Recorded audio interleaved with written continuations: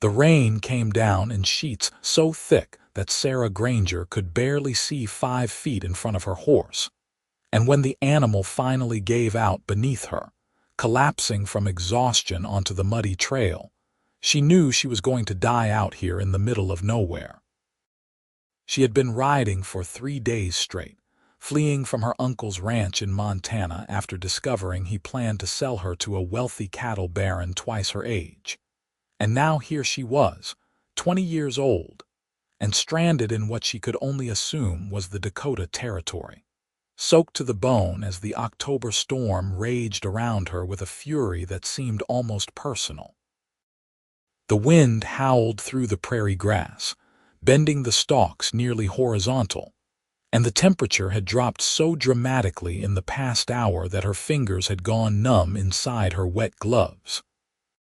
She tried to coax her mare back to her feet, but the poor creature simply lay there in the mud, flanks heaving, eyes rolling with exhaustion. Sarah's own legs trembled as she stood, her riding skirt heavy with water and clinging to her legs in a way that made every step feel like she was dragging iron chains. She could not leave the horse, not after the animal had carried her so faithfully, but she also could not stay here. The rain was so cold now that she suspected it might turn to sleet or even snow before long, and she had no coat, no shelter, nothing but the clothes on her back and a small satchel with a few coins and a silver locket that had belonged to her mother. She stumbled forward, leading the horse by the reins, hoping desperately to find some kind of structure, a barn, an abandoned cabin, anything. Her teeth chattered so violently that she bit her tongue, tasting copper, and her whole body shook with a cold that went deeper than her skin, settling into her very bones. The landscape was nothing but rolling hills and endless grass, no trees to speak of, nowhere to hide from the elements. She had been a fool to run, she thought bitterly. At least at her uncle's ranch she would have had a roof over her head, even if it meant marrying a man who made her skin crawl, just when she was certain she would collapse right there in the mud and never get up again. She saw it. A light, faint and flickering, perhaps a quarter-mile away. Her heart leaped with desperate hope, and she pulled harder on the mare's reins. The horse snorted and took a few stumbling steps, sensing salvation as surely as Sarah did. The light grew brighter as they approached, resolving into the warm glow of lanterns coming from the windows of a sturdy log cabin with a barn beside it. Smoke rose from the chimney, quickly dispersed by the driving wind. Sarah reached the porch and nearly sobbed with relief. She tied her horse to the rail with shaking hands, then stumbled up the 3 wooden steps.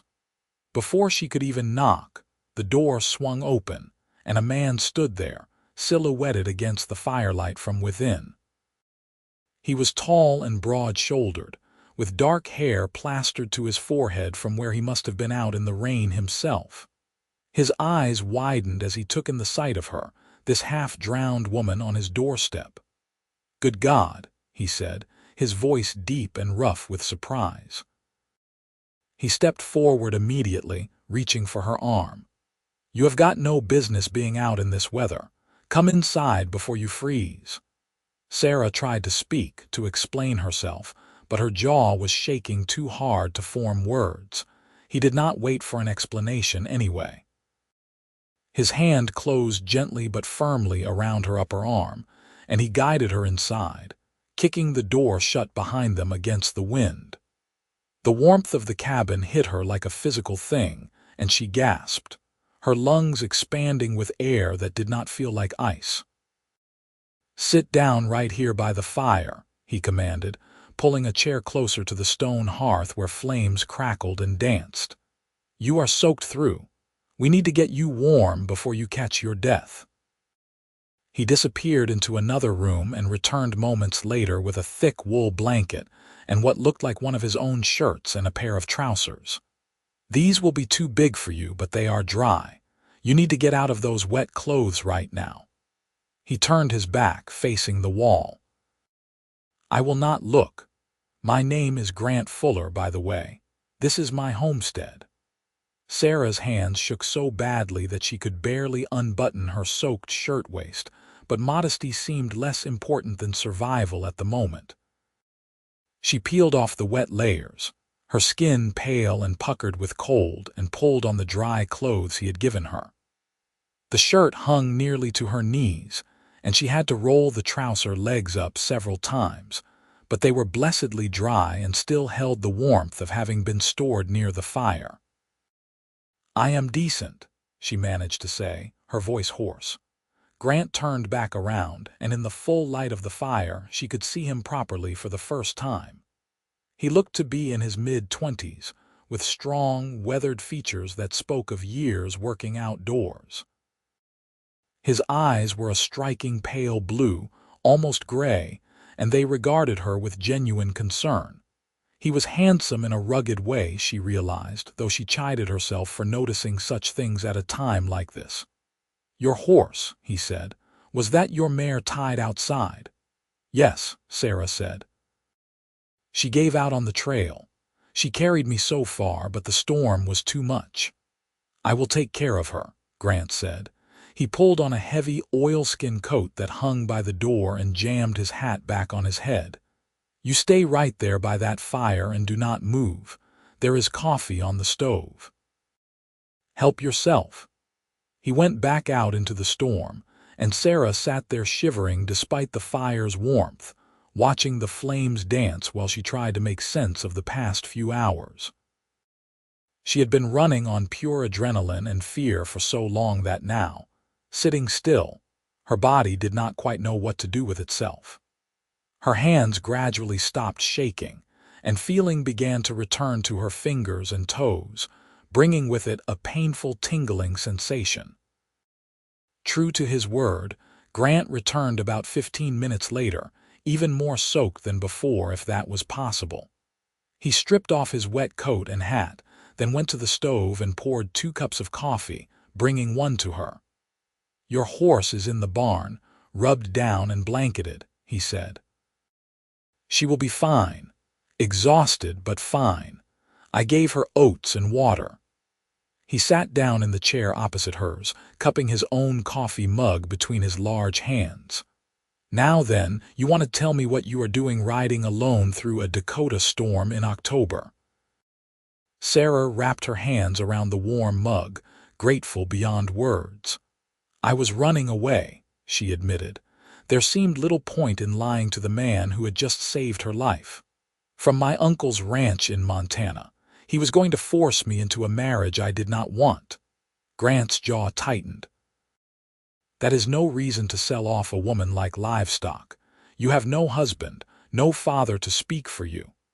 "My parents died of fever 4 years ago," Sarah said quietly. "My uncle took me in, but he has never seen me as anything more than a burden and a means to profit. The man he wanted me to marry is wealthy, owns half the cattle in 3 counties, but he is cruel. I have seen how he treats his horses and his ranch hands. I could not bear the thought of being his wife." "So you ran," Grant said. "It was not a question." "So I ran," she confirmed. "I had a little money saved, and I thought maybe I could make it to Fargo, find work as a seamstress or a cook or something. I did not expect the storm." "Nobody did," Grant said. "It came up fast. I was out checking my fences when the sky just opened up." He studied her over the rim of his coffee cup, and she found herself unable to look away from those pale eyes. "Fargo is still 2 days' ride from here, maybe 3 in this weather. You are welcome to stay until the storm passes and you have recovered your strength." "I could not impose," Sarah said automatically, though the thought of going back out into that rain made her want to weep. "It is not an imposition," Grant said firmly. "It is common decency. Besides, I do not get much company out here. It will be nice to have someone to talk to who is not a horse or a cow." Despite everything, Sarah found herself smiling slightly at that. "Do you live out here alone then?" "I do," Grant said. Have done for the past 3 years, ever since I finished building this place. I have got 160 acres, 20 head of cattle, a few pigs, some chickens. It is not much, but it is mine. Bought it with money I saved from working cattle drives down in Texas and up into Montana. That must have been hard work, Sarah said. It was, Grant agreed, but honest work. And it gave me enough to stake a claim here and start building something that would last. He set his empty cup aside and stood. You must be hungry. When did you last eat? Sarah tried to remember. Yesterday morning, I think. I had some bread and cheese, but it has been gone since last night. Grant shook his head and moved to the stove. I have got a pot of stew here that I made earlier. It is not fancy, but it will fill your belly. He ladled out a generous portion into a bowl and brought it to her with a spoon. The smell alone made her stomach clench with hunger, and she realized just how famished she was. The stew was simple but delicious, rich with beef and vegetables, seasoned with salt and herbs. Sarah ate slowly at first, then faster, unable to help herself. Grant watched with what looked like satisfaction, then served himself a bowl and sat back down. They ate in companionable silence for a while, the storm still raging outside, rattling the windows in their frames. The cabin was well built, though, Sarah noticed. Not a single draft came through the walls, and the roof held fast against the pounding rain. Grant Fuller might live alone, but he clearly knew what he was doing when it came to homesteading. How old are you? Grant asked suddenly. 20, Sarah replied. And you? 26, he said. Old enough to know that a woman running alone through the territories is in danger of a lot worse than a storm. I know, Sarah said quietly, but I had no choice. My uncle was not going to change his mind, and the wedding was set for next week. Grant's expression darkened. Men like that, they do not see women as people, just property to be traded and sold.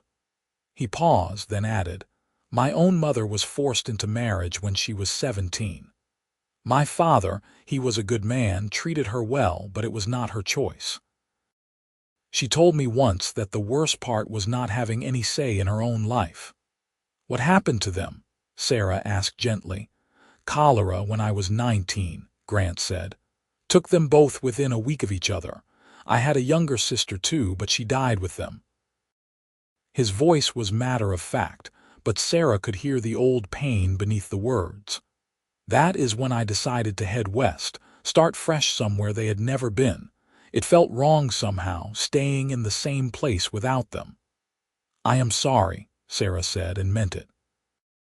It was a long time ago, Grant said, though they both knew that some kinds of grief never really faded. He stood and collected their empty bowls. You look exhausted. You can take my bed tonight. I will sleep out here by the fire. I cannot take your bed, Sarah protested, rising from her chair. You can and you will, Grant said firmly. You have been through an ordeal and you need proper rest. I have slept in worse places than in front of a warm fire, believe me. Sarah was too tired to argue further. Grant showed her to the small bedroom at the back of the cabin, which contained a simple but sturdy bed covered in quilts, a washstand, and a wooden chest. It was clean and spare, the room of a man who valued function over decoration. Sleep as long as you need, Grant said from the doorway. I will be up early to tend the animals, but I will try to be quiet.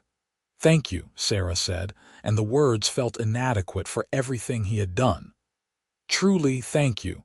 You saved my life tonight. Grant looked almost embarrassed by her gratitude. Anyone would have done the same. No, Sarah said. They would not have. I know that for a fact. He nodded slowly, accepting her words, then pulled the door partway closed to give her privacy. Sarah collapsed onto the bed, still wearing Grant's oversized clothes, and pulled the quilts up to her chin. The mattress was filled with straw but felt like heaven after days of sleeping on the hard ground.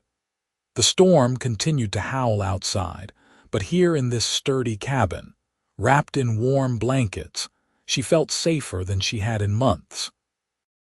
She fell asleep listening to the sound of Grant moving quietly around the main room, stoking the fire and settling in for the night.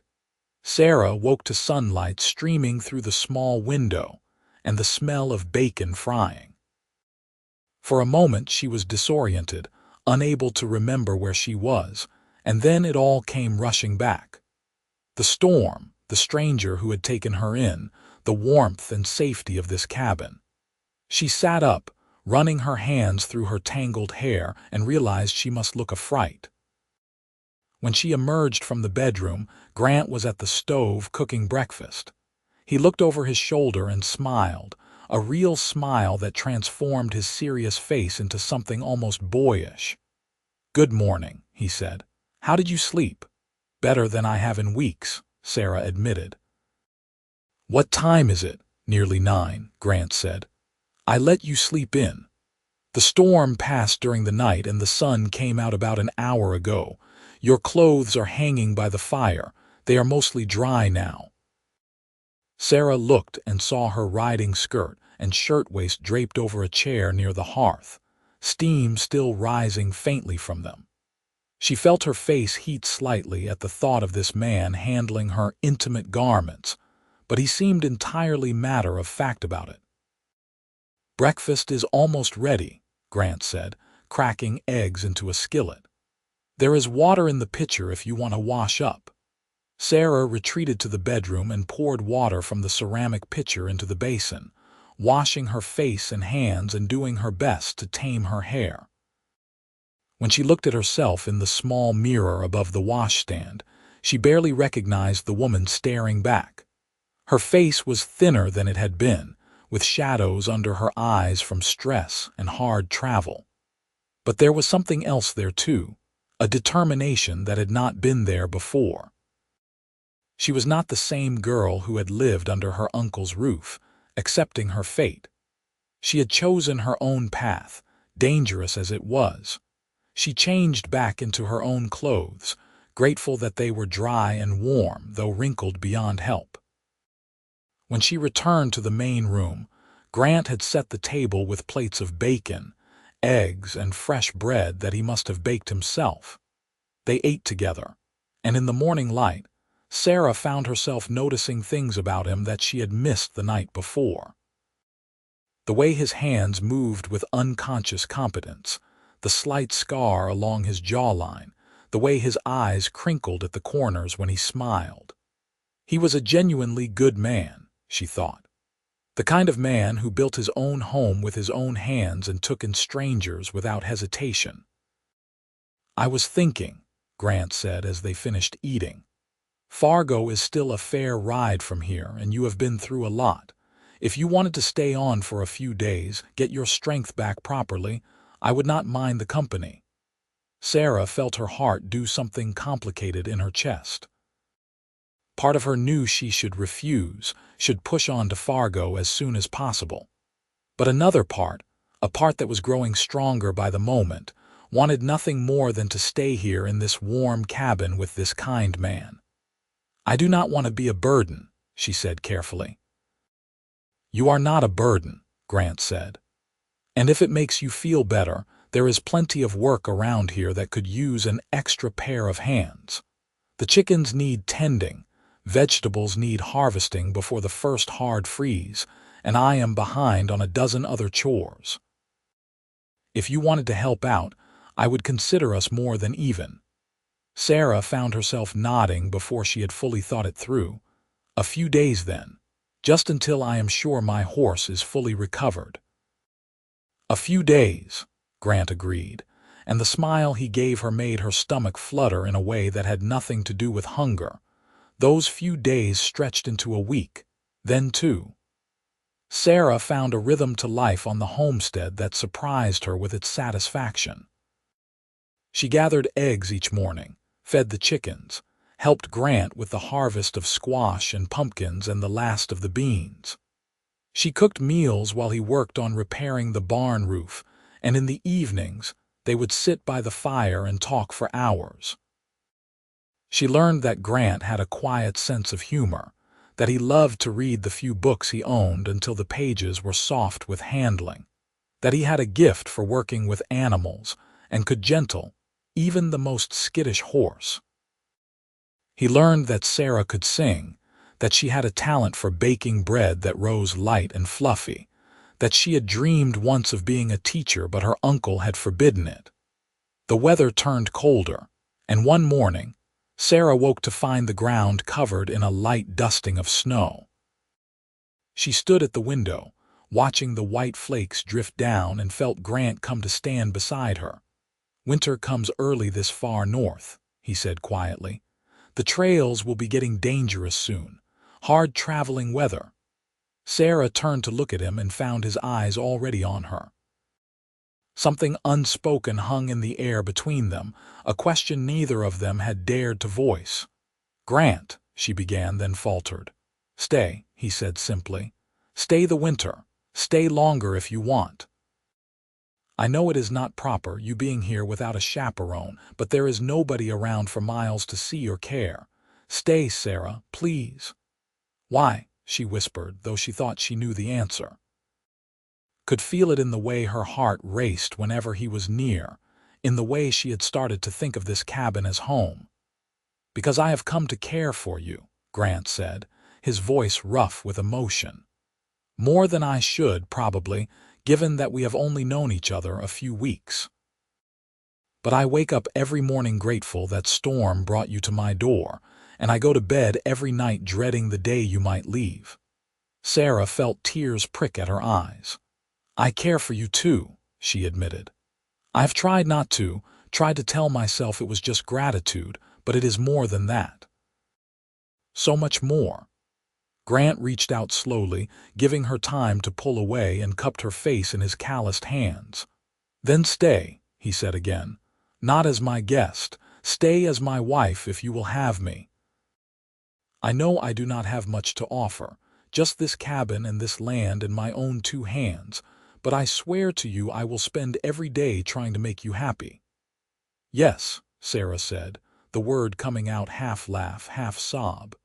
"Yes, I will marry you."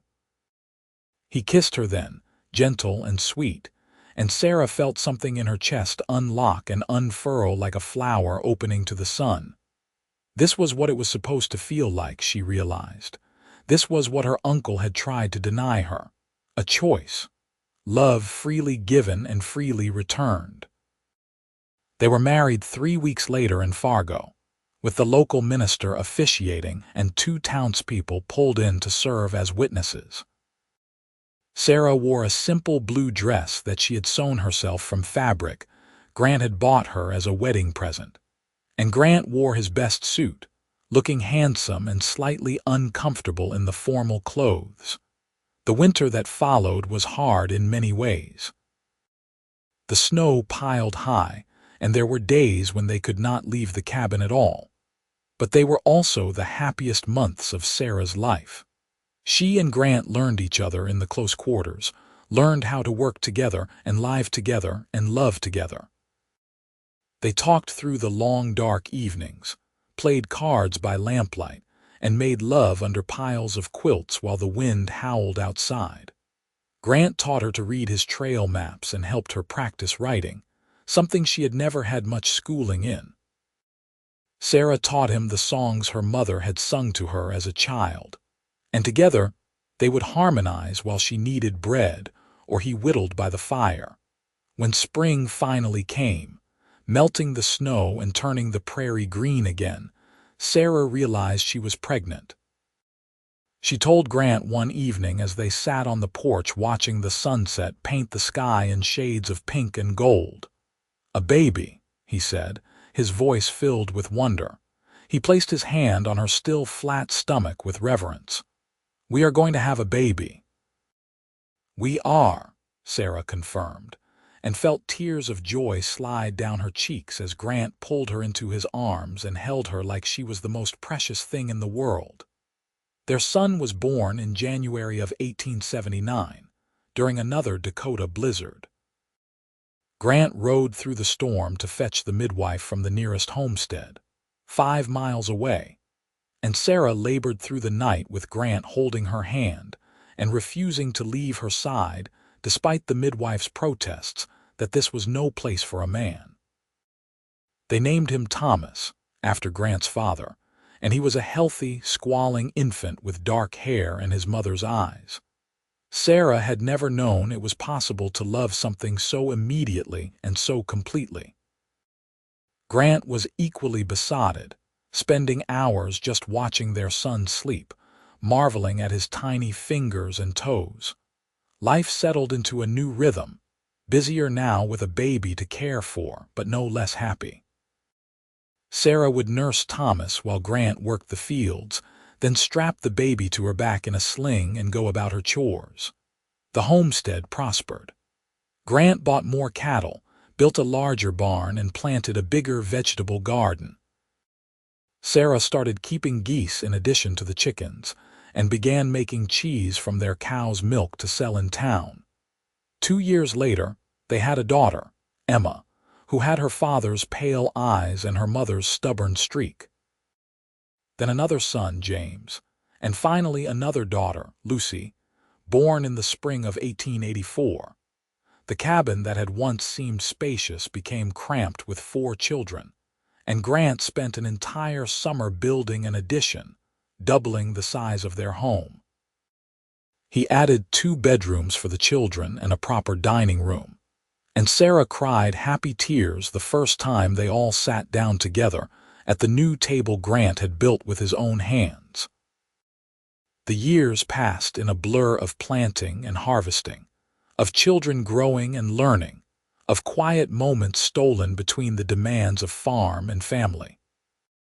Sarah taught all the children to read and write, using the books Grant ordered from catalogs and the newspapers they got whenever someone made the trip to Fargo.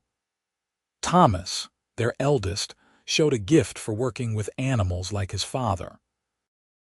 Emma wanted to be a doctor, an ambition that both parents encouraged despite the raised eyebrows they got from more conservative neighbors. James loved mathematics and could calculate figures in his head faster than Sarah could write them down. And Lucy, their baby, had inherited her mother's voice and sang like an angel. There were hard times too, of course. A drought one year that nearly killed their crops. A winter when all 4 children came down with influenza, and Sarah and Grant took turns sitting up through the night, sponging fevered foreheads and praying. The year a prairie fire came dangerously close to their homestead, and the whole community came together to beat back the flames. But through it all, Sarah and Grant remained each other's anchor. They still talked long into the night when the children were asleep, still made each other laugh, still looked at each other across a crowded room and felt that spark of connection that had begun on a stormy night so many years ago. On their 20th wedding anniversary, Grant took Sarah into Fargo and bought her a proper wedding ring to replace the simple band he had been able to afford all those years ago. Sarah protested that she did not need anything fancier, but Grant insisted. "You deserve more than I could give you back then," he said, sliding the ring with its small diamond onto her finger. "You deserve the world, Sarah." "I have the world," she said, taking his face in her hands and kissing him there in the middle of the jeweler's shop, not caring who might see. "I have you, and our children, and our home. That is more than I ever dreamed of having." By the time their 25th anniversary rolled around in 1903, all 4 children were grown. Thomas had married a girl from a neighboring farm and was working his own homestead with his father's help. Emma had defied all expectations and gone to medical school in Minneapolis, one of the few women in her class. She came home during the summers to help at the local clinic in Fargo. James had become a teacher, fulfilling the dream his mother had once held for herself, and taught at the school in town. And Lucy, their youngest at 19, was still at home, though she had attracted no shortage of suitors with her beauty and her voice. Grant was 50 now, His dark hair shot through with silver, his face more weathered than ever. But to Sarah, he was as handsome as the day he had opened his door to a half-drowned woman and invited her inside. Sarah herself was 45, her figure fuller than it had been in her youth, her hair streaked with gray, but her eyes still bright with the joy she had found in this life she had chosen. They stood together on the porch of their home one evening, watching the sunset paint the Dakota sky in brilliant colors, and Grant pulled Sarah close against his side. "Do you ever regret it?" he asked quietly. "Running away that night? Ending up here instead of in some city somewhere, maybe having an easier life?" Sarah looked up at him, this man who had given her everything that mattered. "Not for one single second," she said. "That storm brought me to you, Grant. It brought me home." "You were home the moment you walked through that door," Grant said, kissing the top of her head. "I just did not know it yet." They stood there as the sun sank below the horizon. Two people who had found each other against all odds and built a life together that neither of them would trade for anything. The wind whispered through the prairie grass, the same wind that had driven that long-ago storm, but now it seemed to carry only peace and contentment. Lucy called from inside that dinner was ready, and they turned to go in hand as they had been for 25 years. Through the windows, they could see the warm glow of lamplight, could hear the clatter of plates being set on the table. Their home, their family, their life together. Sarah thought back to that terrified girl who had fled into a storm with nothing but desperation driving her forward, and she sent up a silent prayer of gratitude. Sometimes the worst moments of your life led you to the best things. Sometimes shelter from the storm came in the form of a stranger with kind eyes and a good heart. And sometimes, if you were very lucky, that shelter became a sanctuary, and that stranger became your whole world. Grant squeezed her hand, and she looked up to find him smiling at her, that same smile that still made her heart flutter after all these years. "What are you thinking about?" he asked. "About how lucky I am," Sarah said simply. "About how a terrible stormy night turned into the best thing that ever happened to me." "To us," Grant corrected gently. "The best thing that ever happened to us." They walked inside together, into the warmth and light and love that filled every corner of the home they had built. And Sarah knew with absolute certainty that she would not change a single moment of the journey that had brought her here. The storm had raged, the rain had driven her to the edge of survival, but in the end, it had delivered her exactly where she was meant to be. Years continued to pass in the gentle rhythm that had become their lives. Thomas gave them their first grandchild in 1904, a grandson they named Grant after his grandfather, and Sarah discovered that being a grandmother was somehow even more wonderful than being a mother. She could spoil the baby, then hand him back when he cried. Emmer returned from Minneapolis in 1906 with a medical degree and a husband, a fellow doctor who looked at her with the same admiration and love that Grant had always shown Sarah. They set up a practice together in Fargo, and Sarah swelled with pride every time she heard someone refer to her daughter as Dr. Foster. James married one of his fellow teachers, a sweet young woman named Catherine, who loved books almost as much as he did. They had twin daughters in 1907, and James confessed to his mother that he finally understood why she had always insisted education was so important. He wanted his daughters to have every opportunity his mother had been denied in her youth. Lucy, their baby, surprised everyone by not marrying at all. Instead, she moved to Chicago in 1908 to pursue a career as a professional singer. Sarah worried about her daughter in the big city, but Lucy wrote faithfully every week, and her letters were full of excitement about the performances she gave and the life she was building on her own terms. Grant reminded Sarah that Lucy had learned independence and determination from watching her mother, and Sarah had to admit he was right. By 1910, Sarah and Grant had 7 grandchildren between them, with another on the way. The homestead that had started as 160 acres, and a small cabin now sprawled across nearly 400 acres, with a proper house, 2 barns, and outbuildings. Thomas ran most of the daily operations now, with Grant supervising and helping where he could, though he was starting to slow down at the age of 57. Sarah noticed it first in the way he moved a bit more stiffly in the mornings, heard it in the way he sometimes got short of breath when working too hard. She worried, but Grant brushed off her concerns with his characteristic stubbornness. "I am fine," he would insist. "Just getting old, that is all." But one evening in the fall of 1910, Grant came in from working in the barn and collapsed into his chair by the fire with a grimace of pain. Sarah was at his side instantly, and this time when she demanded to know what was wrong. He admitted that his chest had been hurting. Emma arrived the next day, brought by Sarah's frantic telegram, and examined her father with professional efficiency that barely concealed her worry. Afterward, she took Sarah aside and explained that Grant's heart was not as strong as it used to be. He needed to slow down, avoid physical strain, and be monitored carefully. Grant was predictably resistant to the idea of slowing down, but Sarah put her foot down with a firmness she rarely showed. "You listen to me, Grant Fuller," she said, hands on her hips. "You saved my life 32 years ago when you took me in from that storm. Now you are going to let me save yours.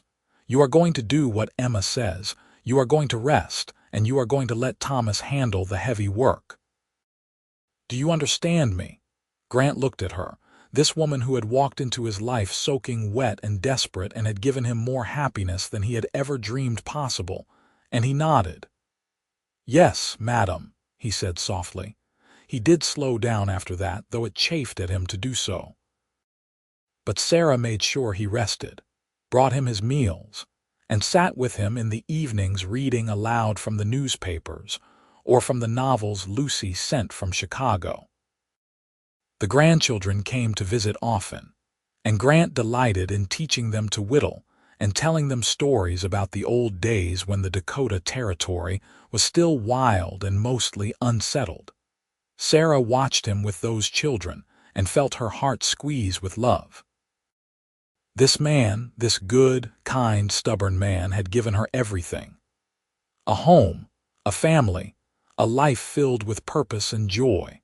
She had been running from a forced marriage, and instead, she had found a true partnership built on respect and affection and genuine love.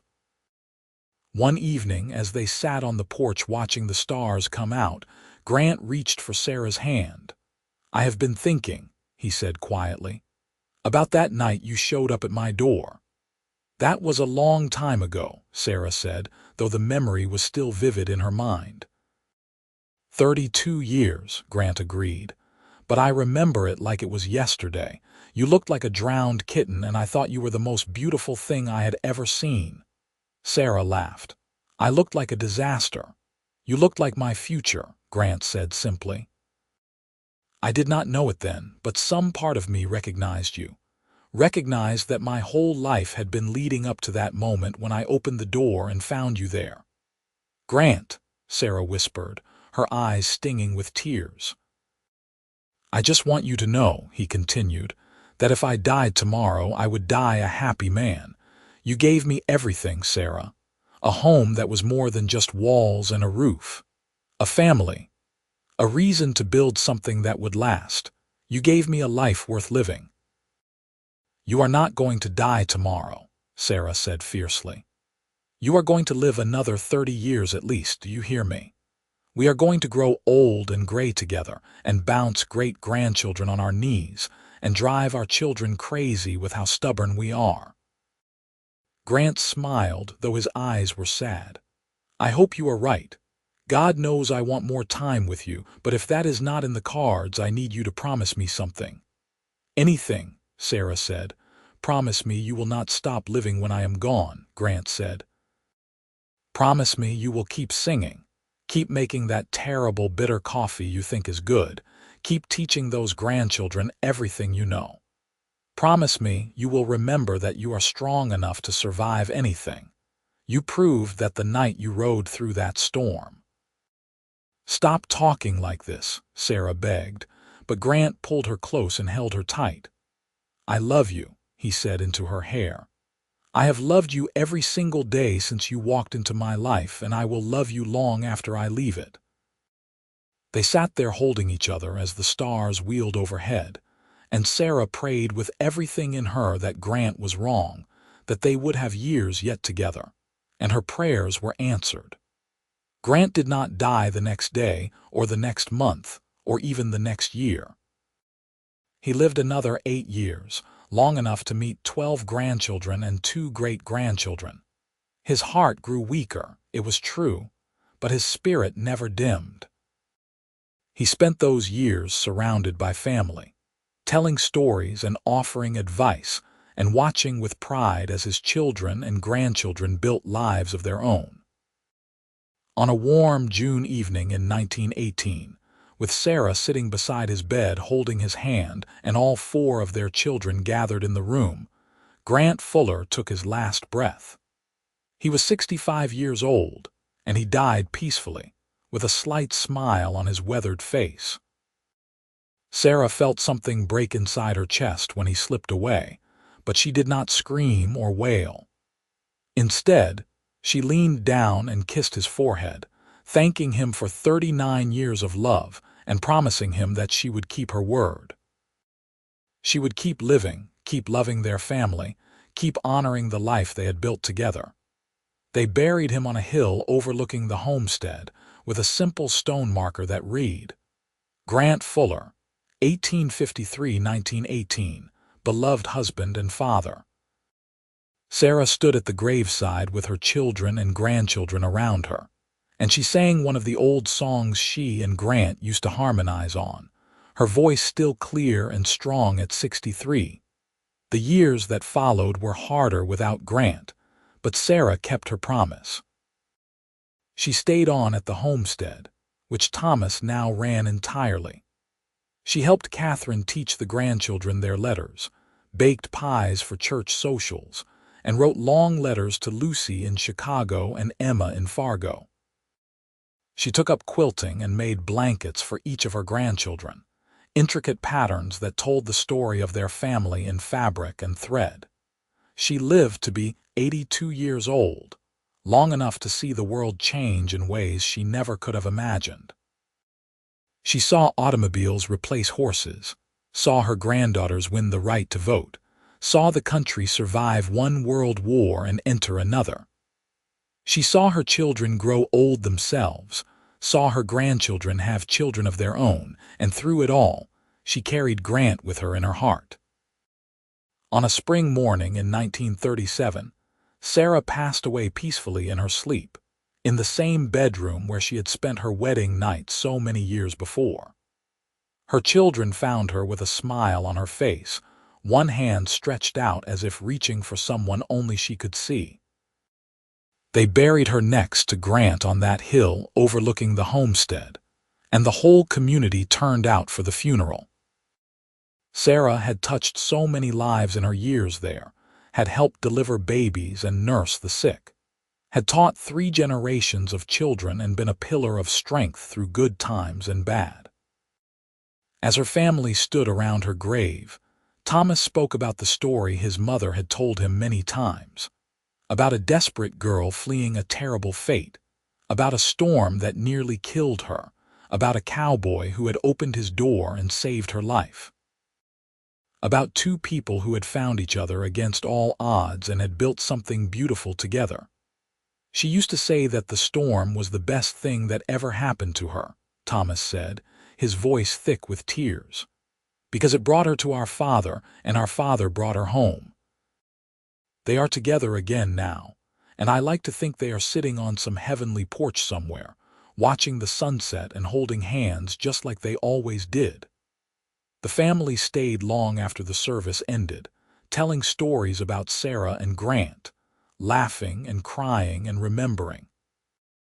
And if a warm wind picked up as the sun began to set, rustling through the prairie grass with a sound almost like singing, well, perhaps it was just the weather. Or perhaps it was two souls, finally reunited, dancing together through the land they had loved so well.